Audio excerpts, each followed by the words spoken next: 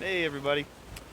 Ecuador is going through some pretty serious social strife right now, and I just wanted to explain it to everybody, friends and family, so they make sure they understand how we're doing and what's going on in this country that we live in now. Um, First of all, I want to say we're safe. This is our house. We still have power, we still have water, we still have propane for the moment. If we run out of that, that will be the first time we're affected by this because there's no propane in the city available right now. But we have several weeks of propane left, so hopefully that gets resolved soon. But that's the only way it might affect us in the future. As of right now, everything's completely fine. We're safe. This is the city of Ibarra way in the background. That's the closest city to us. It's the provincial capital of this area, and there have been no incidents there of violence. There have been marches, there have been protests, but none of them have been met with violence from the police or the military or the government or anything like that. So, first and foremost, we are safe.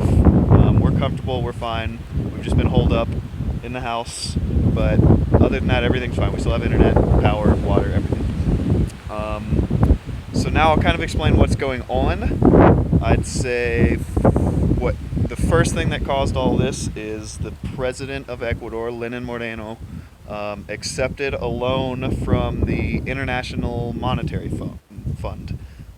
And these are pretty well known to be predatory loans, kind of neo-colonialism, essentially.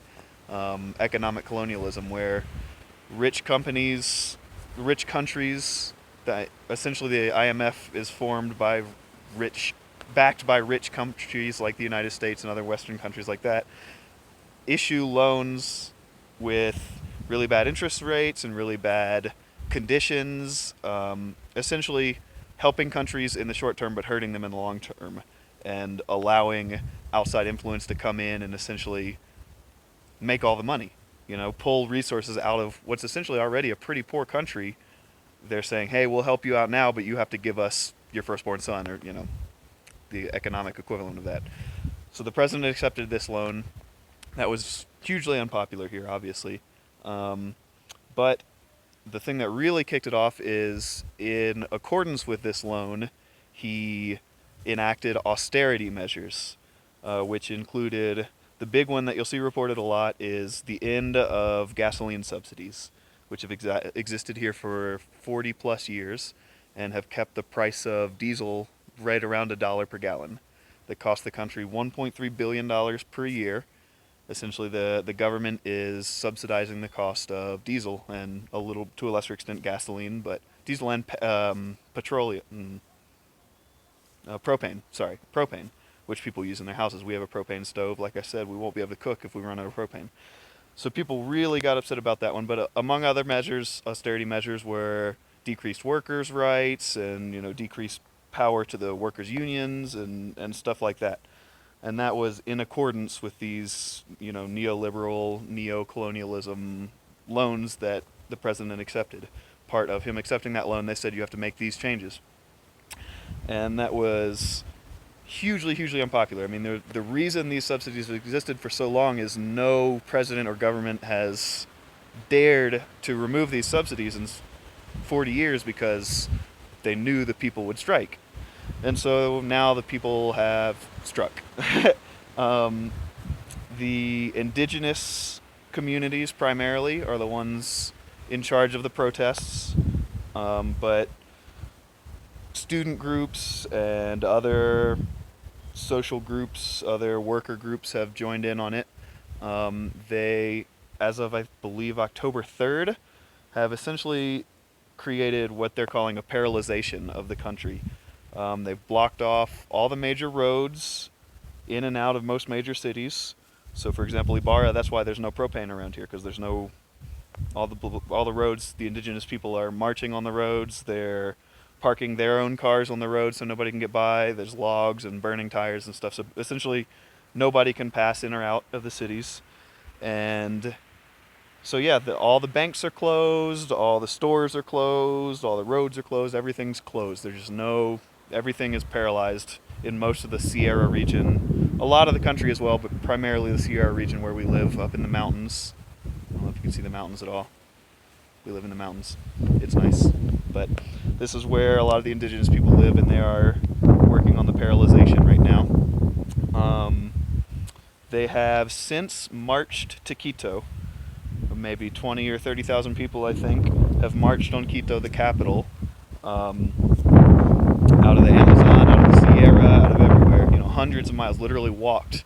From here to Quito is a 3-hour drive, and they walked there. I mean, when we're relatively close to Quito, other people came from farther. Um, so they marched on Quito. The president responded by moving the capital to a different city, to a coastal city, Guayaquil, the second largest city. I'm going to go inside. I'm not sure if the wind is affecting this video or not, but so the president essentially fled the country.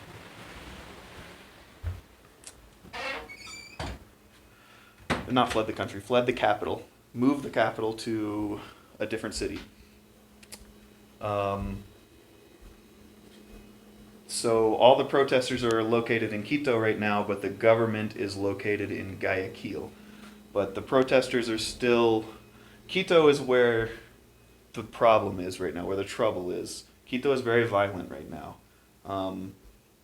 I'd say that's the third point to this whole thing, is that everything's turned kind of violent in Quito. Like I said, Ibarra has had protests and marches and stuff and hasn't had any problem with violence. But Quito is very violent right now. There are problems.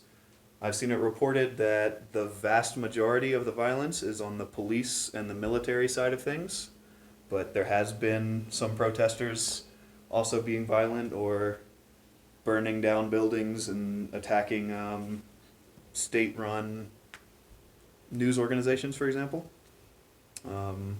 But for example, I believe it was day before yesterday, the government called for a ceasefire, a peace accordance, and so the indigenous communities gathered in front of the government building because the government requested a ceasefire and requested dialogue, and so the indigenous people showed up to the government building for the dialogue, and they were outside the government building chanting, "No more bullets, no more stones, peace for Ecuador," blah blah blah, whatever, like essentially like, let's end this. And with no warning, out of nowhere, the military dropped dozens of smoke canisters, or tear gas canisters, and opened fire with live ammunition into this group of people that were peacefully chanting and expecting a dialogue, and instead got attacked with tear gas and live ammunition. And I'm not sure how many people died. I saw it reported that even children were trampled as the mass exodus, people fleeing the tear gas and the live ammunition. So, yeah, the government is being pretty violent towards these protests right now. They're supposed to have the first actual real dialogue today. The United Nations has come in and they're overseeing, along with the Roman Catholic Church, I believe, this being South America, they have a lot of influence. So the UN and the Roman Catholic Church are overseeing dialogues today, to try to end the violence and specifically talk about the austerity measures that the president put into place that were hugely unpopular. But as of yesterday, the president also declared essentially martial law. He said that the military is in control right now. He said for 24 hours or as long as necessary. 24 hours would end at 3 p.m. today. I'm not sure what's going to go on with that. But essentially right now we are entirely under martial law. The military is entirely in control. The government has fled the capital and the military is in charge of everything. There's a curfew.